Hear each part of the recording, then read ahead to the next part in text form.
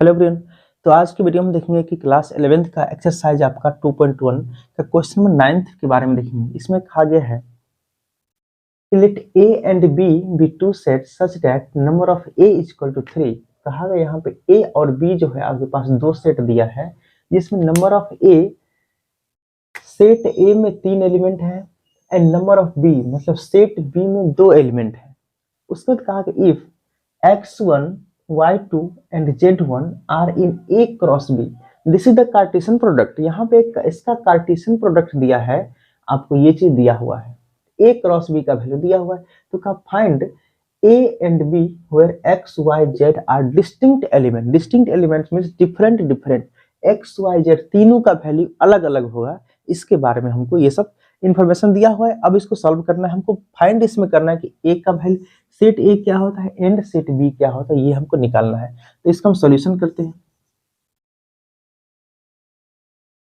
देखिए, सबसे पहले जो दिया है इसको लिखेंगे,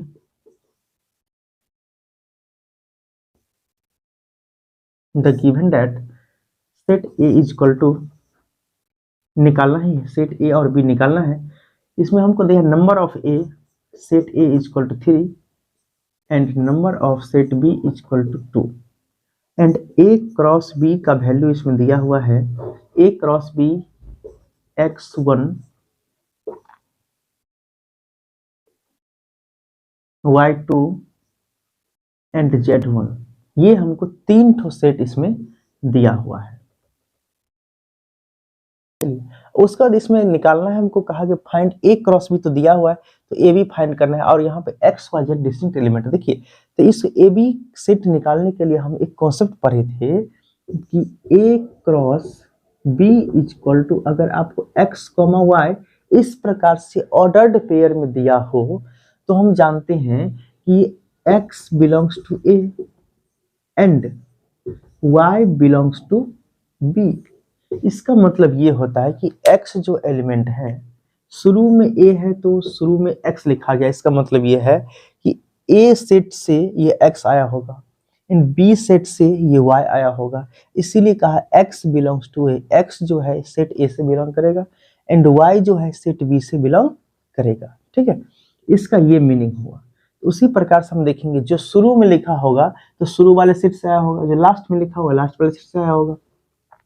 तो यहाँ पे x शुरू में है, y शुरू में है, z शुरू में है, तो इसको हम कह सकते हैं यहाँ पे कि set a is equal to x y z, these are distinct element. ये तीनों क्या है, अलग अलग एलिमेंट है। यहाँ पे कहा गया है x y z are distinct element, तीनों का वैल्यू अलग अलग होगा। मतलब यहाँ पे सेट a जो है आपका x y z हो जाएगा, उसका लास्ट में जो सब आया होगा सेट b हो जाएगा and b is equal to, देखिए b लास्ट में तो यहाँ पे 1 2 1 1 2 एंड 1। हम जानते हैं कि सेट में कोई भी एलिमेंट रिपीट नहीं करता है, इसीलिए 1 को दोबारा नहीं लिखेंगे, सिर्फ 1 एंड 2 लिखेंगे। ठीक है, तो b set a is equal to x y z and set b is equal to 1 2, जो कि मुझे निकालना था वो निकल चुका है। तो देखेंगे यहाँ पे, अब हम वेरीफाई करते हैं क्या सही है कि नहीं मेरा आंसर। तो देखते हैं यहाँ पे क्वेश्चन में कहा कि number of a is equal to 3। देखिए सेट ए, इसका मतलब हुआ कि सेट ए में 3 गो एलिमेंट, देखिए 1 2 3, 3 एलिमेंट है। Number of B is equal to 2, set B में 2 एलिमेंट है, वेरीफाइड हो गया, इसलिए ये इसका आंसर हो गया। ठीक है, इसी प्रकार से आपको प्रूफ ही हो गया, आपके ए बी निकाला था निकल गया।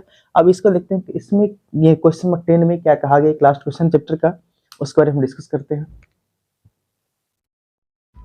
इसके बाद देखेंगे हम लोग यहाँ पे क्वेश्चन नंबर 10 में, इसमें कहा क्वेश्चन नंबर 10, इसमें कहा गया है the Cartesian product of A cross A has 9 element. कहा गया है एक कार्टेशियन प्रोडक्ट ए क्रॉस ए का दिया हुआ है, उसमें 9 एलिमेंट है, 9 element, among which are found in -1 0 and 0 1, then find the set A and remaining elements of A cross A।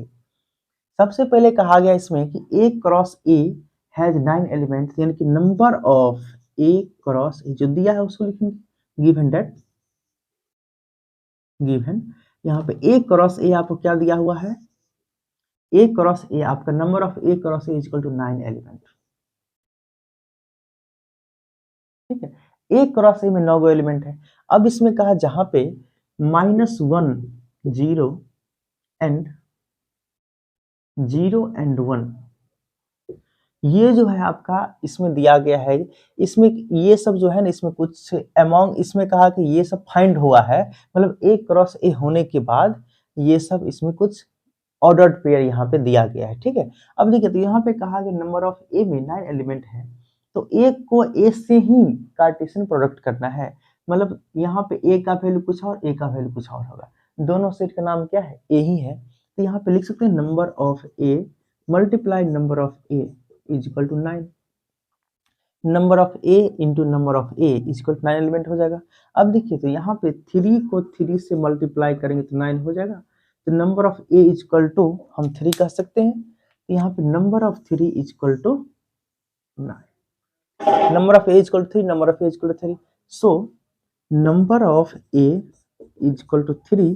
अब हम सेट ढूंढेंगे, यहाँ पे फाइंड द सेट ए भी फाइंड करना है, फाइंड द सेट ए हम फाइंड करना है, और उसके बाद रिमेनिंग एलिमेंट ए क्रॉस ए, उसके बाद ए क्रॉस ए का जितना भी आपका रिमेनिंग एलिमेंट्स है, दो ये तो आपको -1 0 और 1 0 तो दिया हुआ है, और जितना भी ऑर्डर्ड पेयर इसमें बनेगा उस सभी ऑर्डर्ड पेयर को, सभी एलिमेंट्स को लिखना है।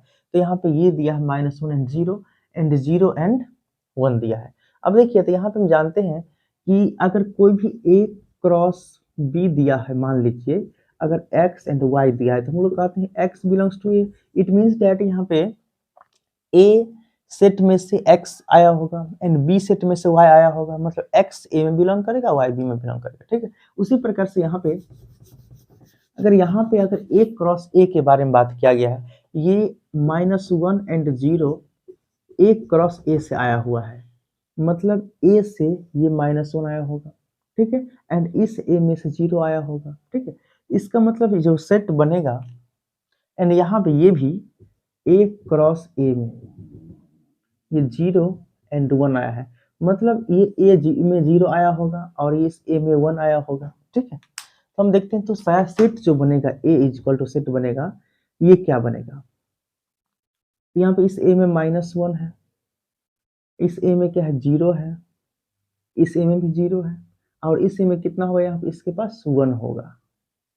तो ये set A is equal to हमको मिल गया, मतलब इसमें दो चीज पूछा गया है, पहला चीज फाइंड सेट ए, तो सेट ए हम लोग फाइंड कर दिए, set A is equal to -1 0 1, and दूसरा का remaining elements of A cross A. अब ए क्रॉस ए में कितना एलिमेंट होगा, रिमेनिंग एलिमेंट्स को बताना है, इसको मिटा करके बनाते हैं। देखिए तो यहाँ पे निकालेंगे ए क्रॉस ए, ए का वैल्यू इसमें क्या है, ए सेट आया है -1 0 1 मल्टीप्लाई क्रॉस -1 0 1, ठीक है। अब देखिए -1 को इसके साथ पेयर में लाएंगे तो बनेगा यहाँ पे -1 -1, एंड उसके बाद इस -1 को 0 से लाएंगे तो -1 0 हो जाएगा, एंड इस -1 को 1 के साथ लाएंगे तो -1 1 हो जाएगा, इनटू 0 को लाइए, 0 को -1 के साथ लाएंगे तो 0 -1 हो जाएगा, एंड इस 0 को इसके साथ लाएंगे तो 0 एंड 0 हो जाएगा, एंड इस 0 को 1 के साथ लाएंगे तो 0 एंड 1 हो जाएगा, ठीक है। एंड उसके बाद इस 1 को -1 के साथ लाएंगे तो 1 -1 एंड इस 1 को 0 के साथ लाएंगे तो 1 0, एंड यहाँ पे 1 को 1 के साथ लाएंगे तो 1 1 हो जाएगा, ठीक है। मतलब यहाँ पे टोटल्स एक क्रॉस में 9 एलिमेंट बनेगा। यहाँ पे देखिए 1 2 3 4 5 6 7 8 9, उसमें से हमको क्या क्या दिया हुआ था, रिमेनिंग कहा गया है, इसमें से दो -1 0 एंड 0 1 तो दिया हुआ था, -1 0 देख लीजिए ये पार्ट, एंड उसके बाद -1 0 एंड 1 0, देखिए यहाँ पे 1 0 1, ये दो पार्ट में दिया हुआ था, इस दोनों को छोड़ करके बाद बाकी सब रिमेनिंग एलिमेंट्स, ठीक है। ये आपका आंसर हो गया। Thank you very so much. अब नेक्स्ट वीडियो हम देखेंगे कि रिलेशंस का डेफिनेशंस, ये था आपका जो बेसिक्स 2.1 जो है, इसमें कार्टेशियन प्रोडक्ट, ऑर्डर्ड पेयर, इस सभी के बारे में कुछ क्वेश्चंस दिया गया था ताकि इसमें कॉन्सेप्ट आपका पूरी तरह से क्लियर हो जाए। लेकिन अब अगला टॉपिक जो है 2.2 में हम देखेंगे, तो 2.2 में आपको रिलेशंस पर बेस्ड क्वेश्चन रहेगा। तो हम यानी कि उस 2.2 को चैप्टर बनाने से पहले हम रिलेशंस के बारे में अच्छे से पढ़ेंगे एंड फंक्शन के बारे में पढ़ेंगे, उसके बाद हम चैप्टर्स को आगे बढ़ते चलेंगे।